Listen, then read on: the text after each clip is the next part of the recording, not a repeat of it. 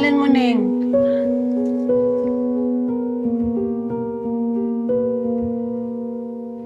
Ako si Brenda. Brenda. Brenda, huwag ka matatakot, ha? Kami yung magiging pamilya mo. Pamilya? Mm-mm. Sarap ba yung pamilya?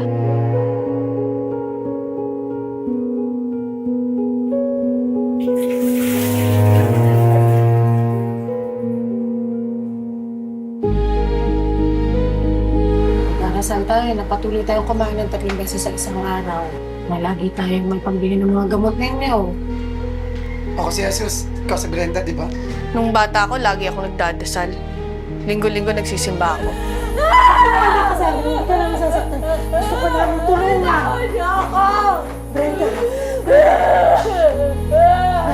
Gusto ko magbago buhay ko. May alam ka ba na lugar na pwede ko puntahan? Gusto ko pumunta sa ibang planeta.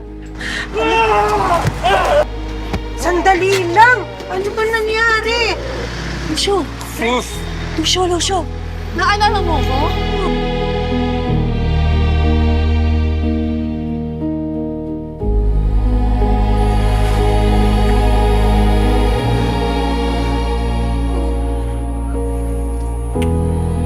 Ayaw kita makita, hindi mo ako mahal.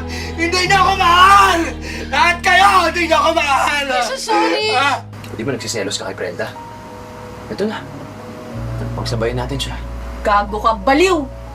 Itang ina mo, baliw tayo lahat dito!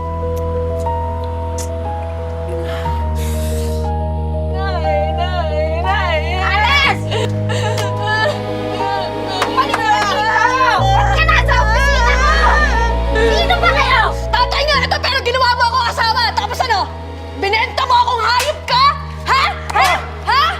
Ano ba nangyayari? Ino mo! Puta ka! Binaboy mo ako! Ha? Dado! Binaboy mo ako! Binalit na baliw! Nanay ko dahil sa'yo!